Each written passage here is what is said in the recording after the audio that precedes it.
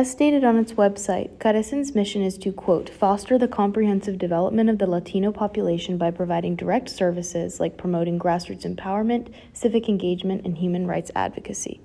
I volunteer with the citizenship team to help permanent residents obtain their citizenship, as well as increase their civic engagement and practices like voting.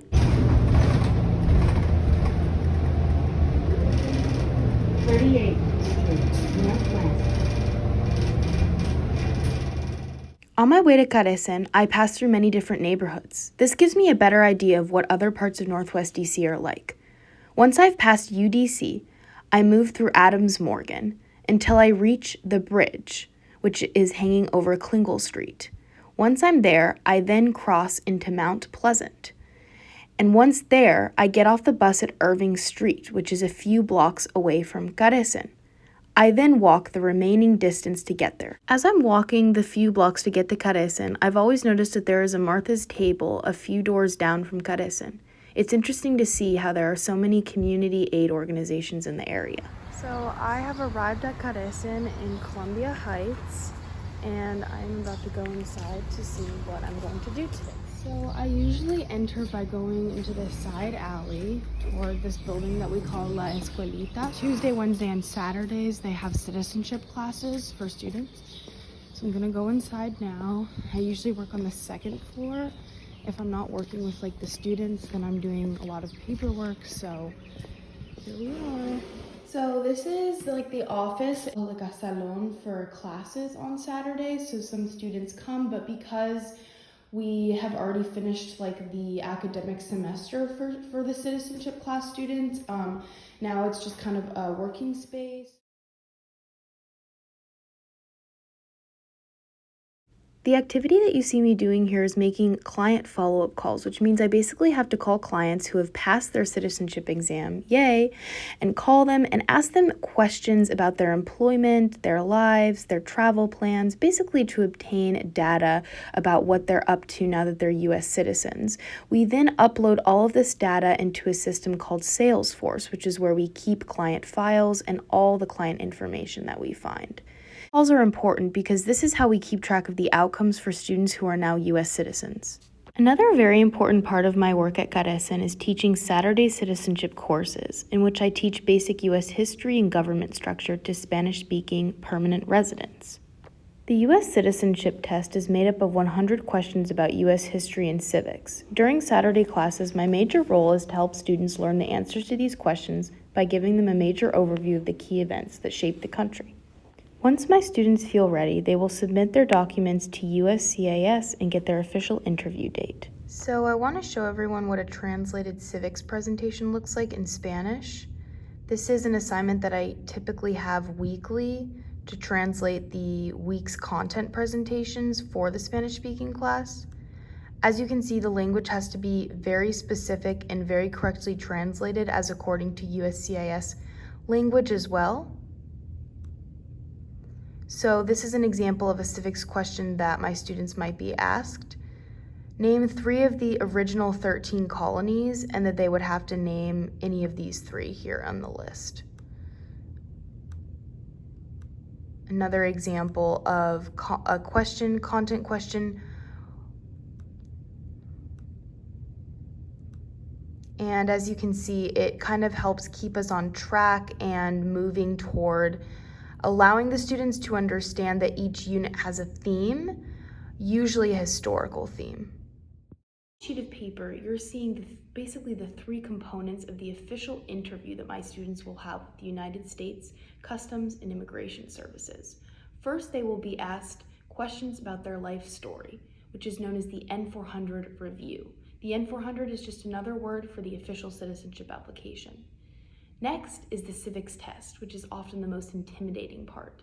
The official will randomly select 10 questions out of 100 possible questions about US civics and US history, and my student has to answer at least 6 of the 10 questions correctly to pass the exam. This photo was taken after some of my students did their practice interviews the other Saturday. I am always awestruck by their intelligence and stick-to-itiveness. Another important part of my job is working with other volunteers to move CARECEN's mission forward. This is a photo of me giving a training to prospective volunteers. We all work in community to help ensure that we are actually supporting the clients through their application process. So what can I say? All of my experiences truly drill down to one theme: community connections. They are at the center of what we call nonprofit work, which I think is just jargon for actual human connection. Throughout the process, we encounter common human emotions, namely fear, uncertainty, frustration, melancholy, to name a few. The clients who I work with are truly inspiring, and they are human. We're all human. The work could not get done without these special personal connections. And that is why I'm so inspired by the work that I'm around and that I do every time I go to CARECEN. It's truly life-changing. And now you're probably wondering, does it really matter what I do? Does the work of one university student in such a large, often discriminatory system matter? And in short, I think the answer is relative. Personally, I think it does matter because it's all about building community and these connections that I was just talking about.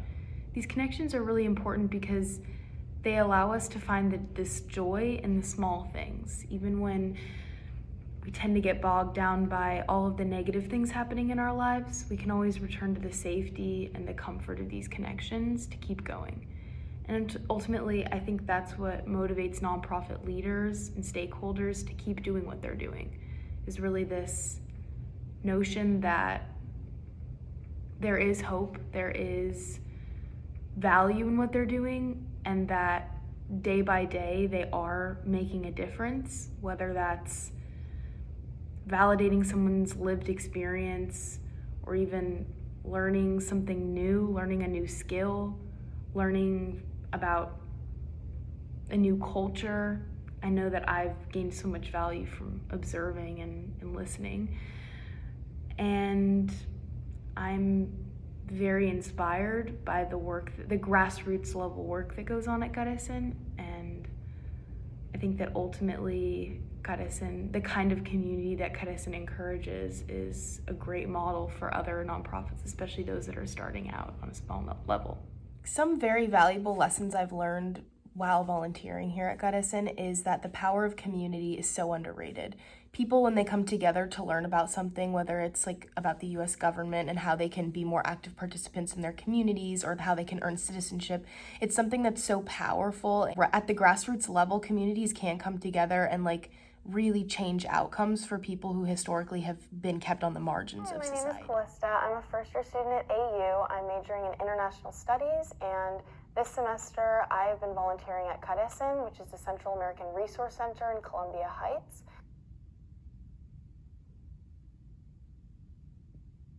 CARECEN is an organization that provides legal, educational, housing, and citizenship services to permanent residents and immigrants living in the DMV area.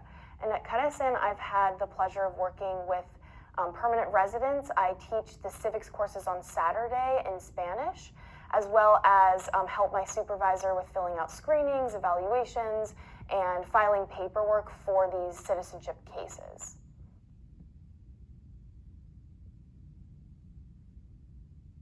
In my community engagement writing course this semester, I've been analyzing the ethics of these service programs, as well as kind of the conversation around analyzing positionalities when people go in to do service work. And something that I've seen, kind of a connection that I've made between the work that I'm doing at CARECEN and the work I'm doing in my English course, is just the importance of being aware of who we are and how our presence impacts other people, and as well as our implicit biases. And I think that I've learned so much throughout this process of volunteering with people who are different than me and who have different backgrounds has just made me understand how important it is for service work to be directly meaningful and ethical. I would say that some of the common problems of service work in general is that people don't think about the implications of the work that they're doing, and their identities within these organizations. And so I'm very grateful to both the CSLP program and CARECEN for allowing me to kind of analyze these more complex dynamics in service work.